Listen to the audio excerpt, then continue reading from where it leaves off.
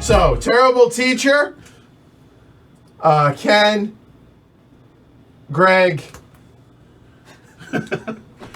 Okay. Not bankrupt, though. Not bankrupt. You made it to the end. There we go. Oh my God. So to be clear, the reason we had to do that, normally what we do is you just subtract shares from your income and then triple it. Yep. Right? But we couldn't do that because it goes into negative numbers, and so it wouldn't have worked. So you add as many positive points and then get hammered at the end is how it's supposed to be done. We just shorthand it to save computations. But anyway, what'd y'all think of this? I loved it. I thought this was great. Has nothing to do with me winning or being left alone, whatever. I thought this was brutal, but not as brutal as I expected. This is brutal in the map's doing it to us, not each other's doing it to us. Yeah, it definitely felt like we weren't being as... Well, so I think Greg and I cannibalized each other just enough to not have any cubes left at the end. Yes, that too. Okay, all right. So, but that's Age of Steam. Right, yeah. Yeah. No, it's so crucial. That second turn era, end of era, is so important because you losing an engine and losing a link. I probably should have just lost a link. I don't know. Losing a loco in a game that does not provide you locos. Yeah. Right? Although the game kind of gives you 2 locos in the first 2 rounds. It gives you 2 logos in the first 2 rounds to get you... Because otherwise you're not just embarrassing stalling. spot. Right. Yeah. But I feel like that is a super important thing to make sure that you. I don't know. I'm curious how it would have played out if I did lose a link, but I think I got screwed. And well, it wasn't just that, right? It's the fact that I went last in turn order and wasn't able to get the build that I needed to get. I think that was a super critical round for that, and that kind of like hosed where I was going to build my network, which is and that's what Age of Steam. That's what it does. I mean, as some people say, this really is an auction game about turn order. Yep. Right. Yeah. No. I mean, I really Age of Steam in general. Yeah. I really enjoyed this. It was ridiculous, but enjoyable and like how So the thing is, okay. I got completely, negative 21 is terrible. Sure. I knew this going in, right? I read the forum, and I read what Kevin said, and I can't remember the quote, but it's basically like, you did this, I don't know, you can pull up the... Yeah, I was going to say, Derek put the quote on there, sometimes bad things happen. I just accept that going, and I knew that could have been the case, so I was in the right mindset for just getting completely screwed. Oh yeah, I was fully prepared to go negative and to get just housed and have like horrible deliveries all game. So I was similar. I was mentally prepared to just get housed. There was definitely a moment before we streamed where they were like, "You read the rules?" I'm like, "No." They handed me the sheet, and I'm just silently reading it to myself, and I can't help but go, "Oh God!" And hold on.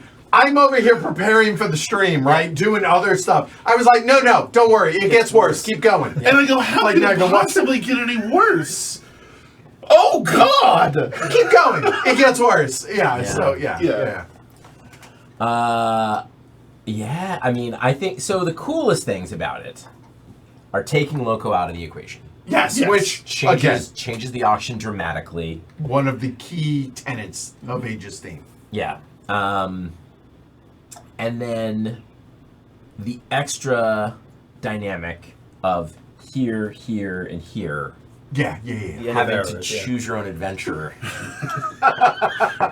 Do I want to stab myself in the eye? Dreadful stuff. The flesh. What's really funny is I think us taking the negative income is the reason why. I think that's a lot more hurtful than we think it is. I don't know. I mean... Early. I didn't take it early. And I took it here and here. And I took it first. And I think that when I was ahead, I should have taken no special action. I did not realize how much of a freebie that one is. No, it sucks, though. Yeah. It sucks, but... Having taken it, it was terrible. I really did not want to have no... I mean, I think Actually, Edward taking it at the end, pretty smart because the actions matter a little less in the last round. Yeah, that was my thinking on Yeah. it. Yeah, it didn't feel too punitive. To But, me. And you getting share, I think share is the one to get early. Just And then going in, okay, I am playing a Have to catch-up live- game. I have to live with exactly. less money. Yes. Yeah. Yeah. We also left Edward alone.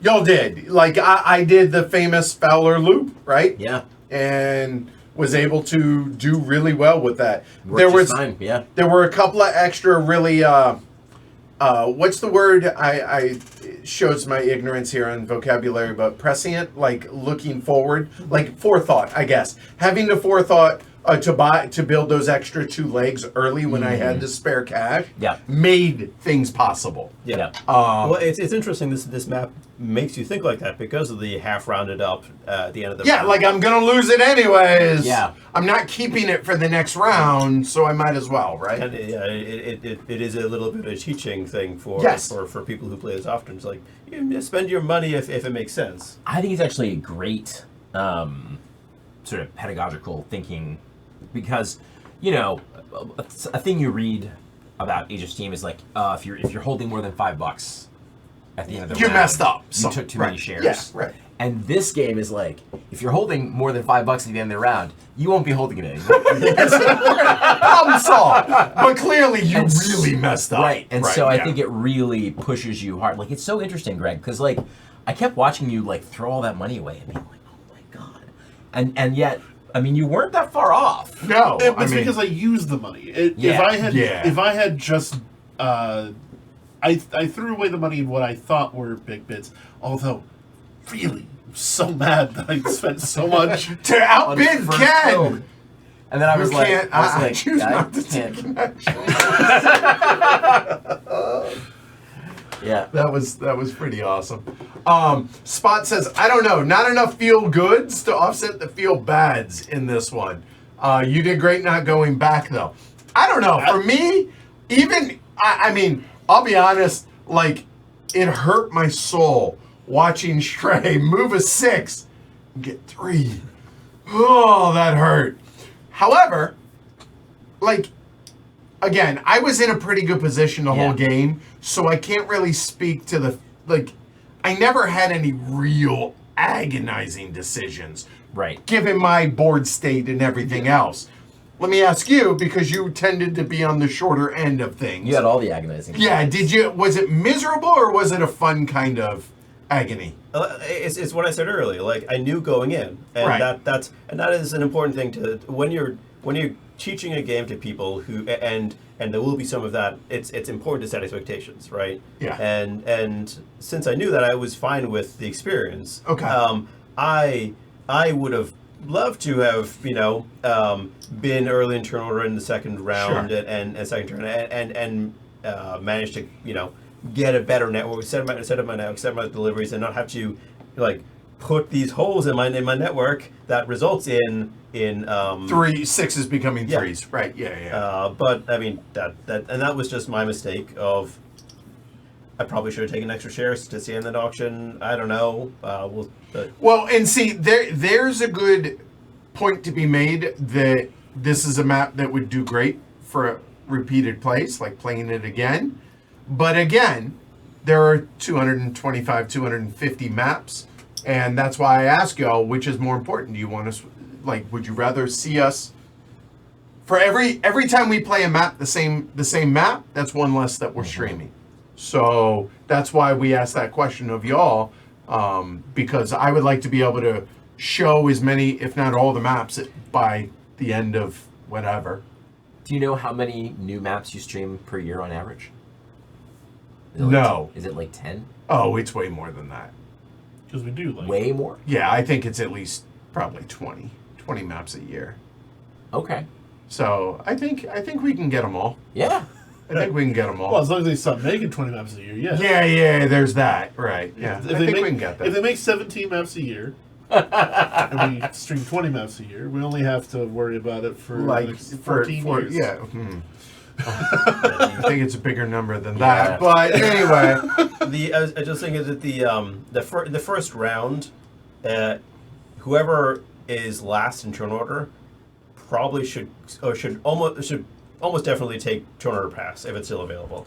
So I realized that in round 4, the power of turn order pass On the odd. on the odd numbers. Yeah. Right. And And that's why on 5, I was happy to take turn order pass Yeah. going into 6, so that I was all but guaranteed Not to go last. to go top 2, Yeah. or usually second in a 4-player game, Yeah.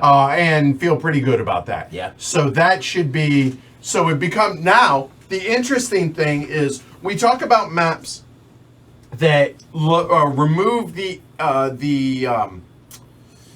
this typical rush for urbanization and loco, Yep. which are the two universally, though that's 1 and 2, right? Yep. This game, I think, on the odd numbers, forces you or emphasizes turn order pass. Yeah. Which I think, again, emphasizing non-traditional actions to be bid on and to be fought over is a positive Yeah, I think it's MacGuffin. cool. I think that's a good thing. I also like when they can add a different thing, but it's also not the most powerful option. Yep. That's like my one criticism of like the heavy cardboard map is the one MacGuffin with the elephants. Yeah. I found that action's like too powerful. So it's Oh no, it gets way less powerful as the game goes on because elephants can't cross railroad tracks, and it gets hemmed in. Okay. So there's that. It's So it's strong powerful early. Powerful early, Yeah. weaker later. But print Like money is just Also designed by Kevin, by the way. oh Yeah, he designed. Yeah, Chad Deshawn of BoardGameTables.com or All Play, whatever. That's part of that's the Age of Steam crew for in Kansas City, the hosts Age of Steam Con and stuff. So this was I think 2022 Age of Steam Con. yeah. but to what was said earlier by Spot about like not enough feel goods. Yeah. I don't think I like Age of Steam with too much feel goods. I think my favorite maps are the feel bads. I mean, again, it goes back to what Trey said, right? It's all about making sure, framing your expectations on what a map or what a game. Like, look, I jokingly bring this up a lot to Shrey, but he knows I'm messing with him. But Intrigue, that was 5 years ago, 4 years ago. Definitely, it was pre-pandemic for sure. Yeah, it was pre-pandemic, pre-pandemic? Oh. and I still remember that, like the backstabbiness that. But again, it's Intrigue. Going into it, you know that's what. So again, coming into Age of Steam, you know that's what this game's going to bring, right? So. Yeah, and I think like the most fun I have with Age of Steam is when it's a tense knife fight between all 4 or 5, whatever. Right. Yeah. So the more feel bads there are, the more knives there are for us to point at each other. And that not everybody. You don't have to. Age of Steam leans that way, but it doesn't always have to be that way. Yeah, I I mean guess. it's because of the player count adjustability too, Yes. right? Like if you Yeah. played this at 3, Wouldn't be as bad. I don't think. At that point, you are fighting the board. right? You're not fighting the players as much at 3. But there's a reason we tend to play the recommended player count on the high end. Well, whatever that edge is what we, because that's the type of game that we all tend to enjoy. Yeah. On the other hand, can you imagine this at more than 4? At 5, that's I don't sick. know I don't if think it can. Yeah. I don't think their builds are available. I don't think you can. I think it's strictly 3 and 4. Well, it says 3 and 4 players recommended. We didn't even do builds in the last 2 rounds anyway. That means we probably wouldn't do builds in the last 3 or 4 rounds, Yeah. which, Yeah. I mean, so there's that. Yeah. All right. How does this compare to Detroit bankruptcy in terms of pain? I'll be honest. I can't remember Detroit. I haven't played that one. It's Detroit wasn't like painful because I think it's the same idea of like literally the point of Detroit is Whoever's not bankrupt at the end wins, right? right. Yeah. So for that one, it was definitely like no, it's just the last to lose, not the first to win. Right. Yeah, I mean, again, it's all about framing the mindset coming in. Yeah, I played I wish I could remember what it was about it, but Tasmania, everybody went bankrupt like by round 4 or 5 maybe. Oh, wow. Yeah.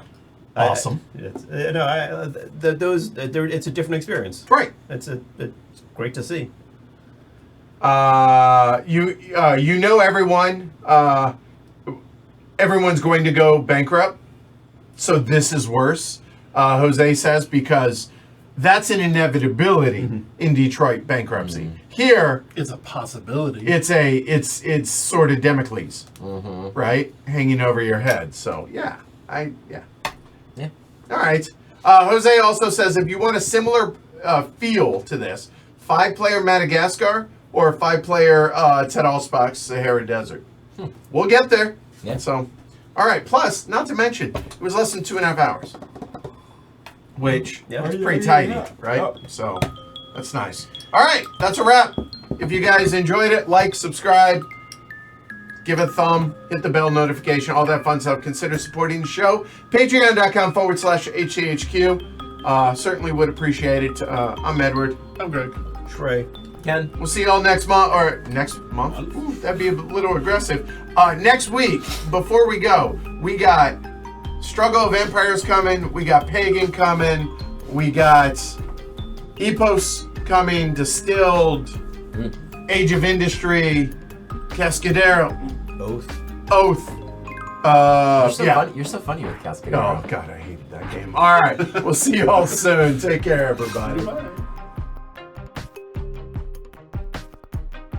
Thank you for watching the video, y'all. Go check out some more of them if you were so inclined. But while you're here, take a moment, subscribe. It really, really, really helps the channel. I appreciate it, y'all. Thank you.